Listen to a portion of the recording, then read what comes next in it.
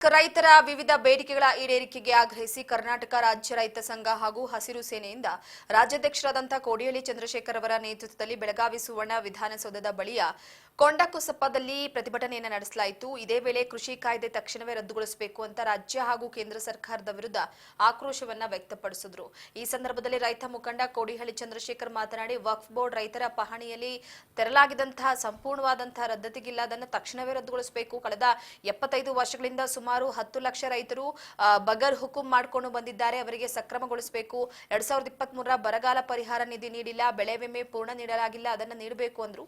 ಪ್ರತಿಭಟನಾ ಸ್ಥಳಕ್ಕೆ ಆಗಮಿಸಿದ ಸಚಿವ ಡಾಕ್ಟರ್ ಎಂಸಿ ಸುಧಾಕರ್ ಸದ್ಯಕ್ಕೆ ಅವರಿಗೆ ಬೇಡಿಕೆಗಳ ಮನವಿಯನ್ನು ನೀಡಿದರು. ಮನವಿ ಸ್ವೀಕರಿಸಿದ ಸಚಿವರು ರೈತರ ಬೇಡಿಕೆಗಳ ಕುರಿತು ಸಿಎಂ ಹಾಗೂ ಸಂಬಂಧಪಟ್ಟ ಸಚಿವರ ಗಮನಕ್ಕೆ ತರ್ತೇನೆ ಅಂತ ಹೇಳಿದರು. ವಿರೋಧ ಪಕ್ಷದಲ್ಲಿ ಇರುವಾಗ ಯಡಿಯೂರಪ್ಪ ಜಾರಿಗೆ ತಂದಂತ 2020ರ ಕೃಷಿ ಕಾಯ್ದೆ ರೈತರಿಗೆ ಮಾರಕವಾಗಿದೆ, ಇದು ರದ್ದು ಮಾಡಬೇಕು ಅಂತ ಏನು ನಮಗೆ ಮಾತು ಕೊಟ್ಟಿದ್ರು ಅದರ ಪ್ರಕಾರ ನಡ್ಕೊಂಡಿಲ್ಲ. ಈಗ ಯಾಕೆ ನೀವು ಅಧಿಕಾರದಲ್ಲಿ ಇದ್ದಾಗ ಇದನ್ನು ರದ್ದು ಮಾಡ್ತಾ ಇಲ್ಲ ಅಂತ ಹೇಳಿ ನಮ್ಮದು ಭಾಳ ಪ್ರಮುಖವಾದ್ದು. ಎರಡನೇದು MSPಗೆ ಸಂಬಂಧಪಟ್ಟಂಗೆ ಭಾರತ ಸರ್ಕಾರ ರೈತರನ್ನ ವಂಚನೆ ಮಾಡಬಾರ್ದು. ಈಗಾಗಲೇ ನಾಳೆ ಏನು ದೆಹಲಿಯಲ್ಲಿ ಏನು ರೈತರು ಚಳವಳಿಯನ್ನು ಪ್ರಾರಂಭ ಮಾಡ್ತಾ ಇದ್ದಾರೆ, ಸುಪ್ರೀಂ ಕೋರ್ಟ್ ಕೂಡ ಹೇಳಿದೆ ರೈತರ ಸಮಸ್ಯೆಯನ್ನು ಕುಂತು ಮಾತಾಡಿ ಬಗೆಹರಿಸಿ ಅಂತ. ರೈತರಿಗೂ ಹೇಳಿದರೆ ನೀವು ಶಾಂತಿಯುತವಾಗಿ ಮಾಡಿ.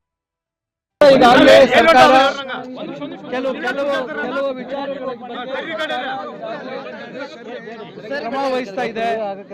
ಇನ್ನು ಕೆಲವು ವಿಚಾರಗಳ ಬಗ್ಗೆ ಅವರು ಹೇಳಿದ್ದಾರೆ. ನಾನು ಇದನ್ನ ಮಾನ್ಯ ಮುಖ್ಯಮಂತ್ರಿಗಳಿಗೆ ಮತ್ತು ಸಂಬಂಧಪಟ್ಟ ಸಚಿವರ ಗಮನಕ್ಕೆ ತರ್ತೇನೆ. ಮುಖ್ಯಮಂತ್ರಿಯಾಗ ಸಮಯವನ್ನು ಕೊಡಿಸಿ ನಾವು ಒಂದಷ್ಟು ಜನ ಭೇಟಿ ಮಾಡ್ತೀವಿ ಅಂತ ಹೇಳಿದ್ದಾರೆ. ಕೆಲವು ಭರವಸೆಗಳನ್ನ ಕೊಟ್ಟು ಆ ಭರವಸೆಗಳನ್ನೆಲ್ಲ ನಾನು ಮುಖ್ಯಮಂತ್ರಿಯವರ ಗಮನಕ್ಕೆ ತರ್ತೀನಿ ಅಂತ ಹೇಳೋದ್ರು. ಆದರೆ ಅದು ನಮಗೆ ರೈತರಿಗೆ ಅದು ಅಷ್ಟು ಸಮಂಜಸವಾದ ಉತ್ತರ ಅಲ್ಲ ಅಂತ ನಮಗೆ ಅನಿಸ್ತು.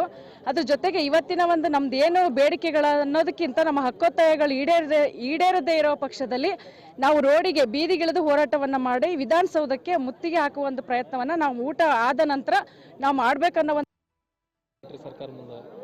ಸರ್, ಈಗ 3 ಮುಸದೆ ಹಿಂದೆ ಪಡೆಯಬೇಕೆಂದ್ರೆ ಈಗಾಗಲೇ ಹೋದ ಸರ್ಕಾರ ಹಿಂದೆ ಪಡಿತೆ ಇರುವ ಕಾರಣಕ್ಕಾಗಿ ಈಗ ನಾವು ಮುಂದೆ ಹೋರಾಟ ಏನಪ್ಪ ಅಂದ್ರೆ ಹಿಂದೆ ಪಡೀಲಿಲ್ಲ ಅಂದ್ರೆ ಇನ್ನು ಮುಂದೆ ಮುತ್ತಿಗೆ ಹಾಕುವ ಒಂದು ಕಾರಣ ಒಂದು ರಾಜ್ಯಾಧ್ಯಕ್ಷರು ಒಂದು ಹೇಳಿಕೆ ಕೊಟ್ಟಿದ್ದರು. ಆ ಒಂದು ಕಾರಣಕ್ಕಾಗಿ ಈ ಒಂದು ಮುತ್ತಿಗೆ ಹಾಕಲಿಕ್ಕೂ ನಾವು ಹೊರಟಿದ್ದೀವಿ. ಈಗ ಹಲವಾರು ಬಾರಿ ಕೂಡ ಇದೇ ರೀತಿಯೇ ಹೇಳ್ತಾ ಇದ್ದಾರೆ. ಸಚಿವರು ಬರ್ತಾ ಇದ್ದಾರೆ, ಹೋಗ್ತಾ ಇದ್ದಾರೆ. ಈಗ ಏನದಪ್ಪ ಅಂದ್ರೆ ಸಚಿವರು ಬಂದು ನಮ್ಗೆ ಲಿಖಿತವಾಗಿ ಕೊಡಬೇಕು. ಇದು ಏನಪ್ಪ ಹಿಂದೆ ಪಡ್ಕೋತೀವಿ 3 ಮಸೀದಿಗಳನ್ನಂದೇಳಿ. ಒಂದು ವೇಳೆ ಹಿಂದೆ ಪಡೆಯೋದು ಹೋದರೆ ನಾವು ಏನದಪ್ಪ ಸುವರ್ಣ ಬೆಳಗಾವಿ ಮುತ್ತಿಗೆಯನ್ನು ಹಾಕ್ತೀವಿ ಅಂತೇಳಿ ಹೇಳ್ತೀವಿ ಸರ್. ಯಾದಗಿರಿ ಜಿಲ್ಲೆ ಒಂದು ಸರ್ಕಾರ ಮುಂದೆ ಸರ್, ಈಗ 3 ಮುಸದೆ ಹಿಂದೆ ಪಡೆಯಬೇಕೆಂದ್ರೆ ಈಗಾಗಲೇ